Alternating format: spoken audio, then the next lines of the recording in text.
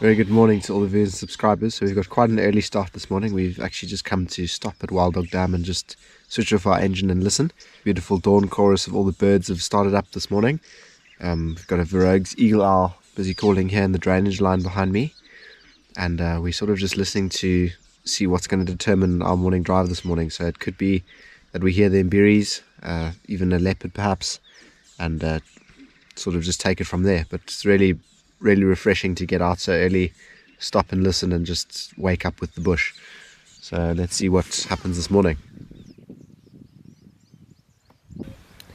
So we've had a very quiet morning out. We thought it would be a lot more productive, and we've eventually ended right back at Wild Dog Dam where we started. And we've got a really large water monitor that's on this leadwood tree here by Wild Dog Dam. There you can see him walking through the frame. Quite a decent sized water monitor.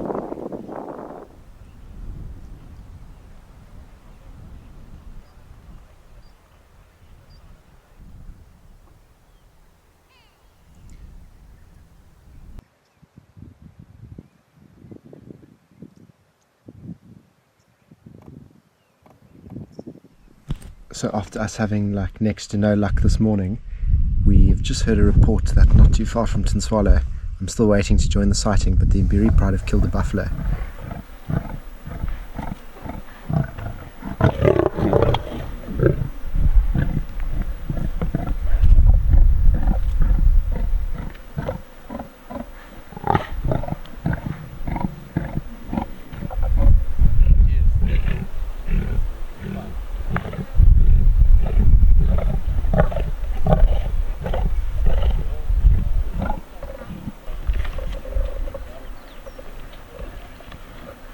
So it looks like pretty much the whole pride is feeding on this buffalo kill. 12 members are here, including Lambile, so of course just missing Mandevu and Nchilo. But this is really such a spectacular sight to see all of these mighty lions and mighty Mbiri pride on a buffalo kill.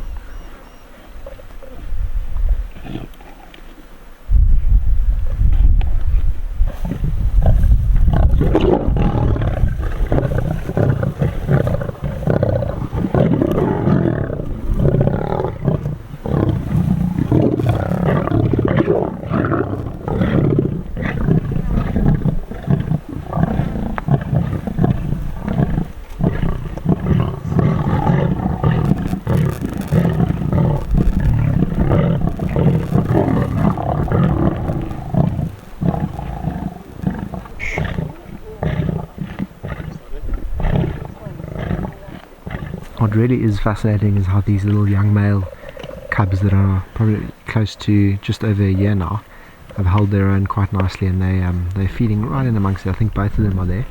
I think the young female's gone off, if I'm not mistaken, with one of the young open subadults.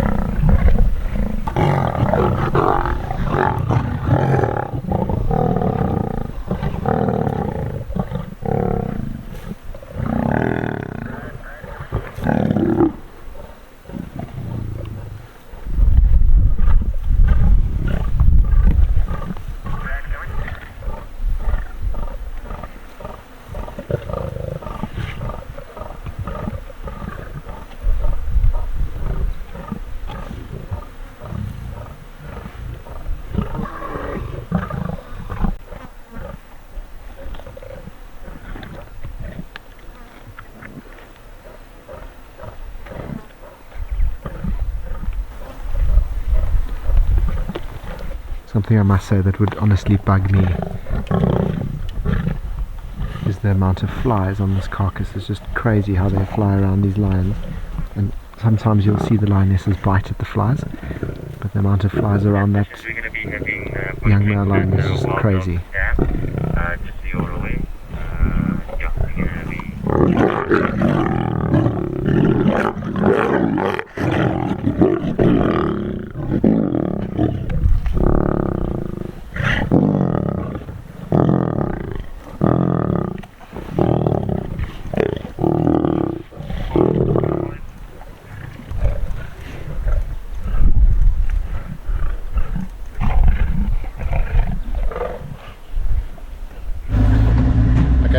quite wild. So we've just left the lion sighting, and the reason we've left it actually is because someone, I think it was Mike has just found Seseka, and she's right across the river, also close to the lodge. So we're going to rush there quickly as we can.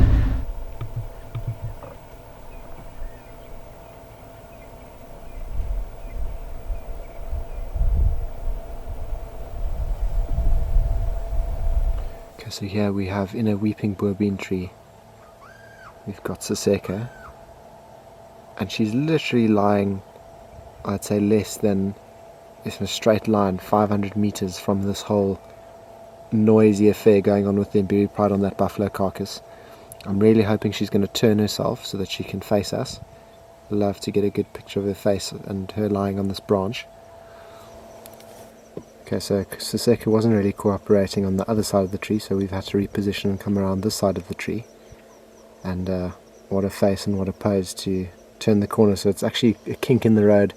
I went, turned around, and then came back facing this way, and I must say it's really just such a pose and such an elegant look in the fork of this massive weeping bourbean tree.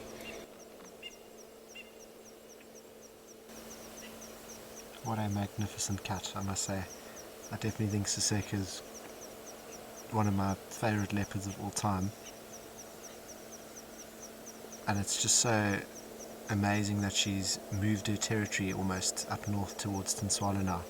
Like I discussed in a few episodes ago of how she was mainly seen around Main Dam, pushing her way onto Nyati Drive, Beata, and sometimes even on Montwana and PC Road. But now she seems to have moved further up north, and I don't know what the reason is for that, if this is just, it's always been her territory and we haven't really seen her here in the past due to other leopards being present here, or she's perhaps shifted her territory, and could have even, the possibility is that she might have given a large portion of her territory to her daughter Inzalama, who was seen a few years ago for the first time as a cub. I think almost 2 years ago she was seen with her mom Seseka, and she was given the name Inzalama, meaning jewel.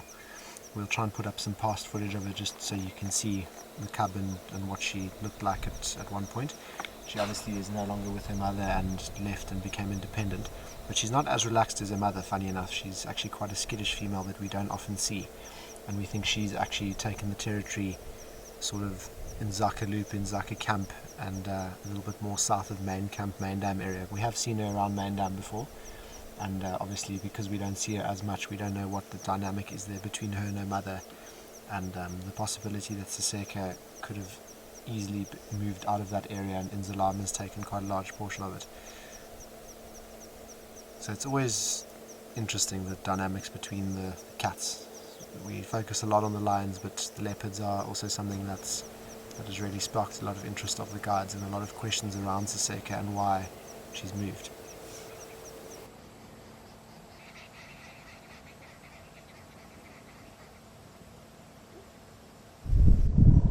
So what a fantastic end to the virtual safari. That was a really, really jam-packed one.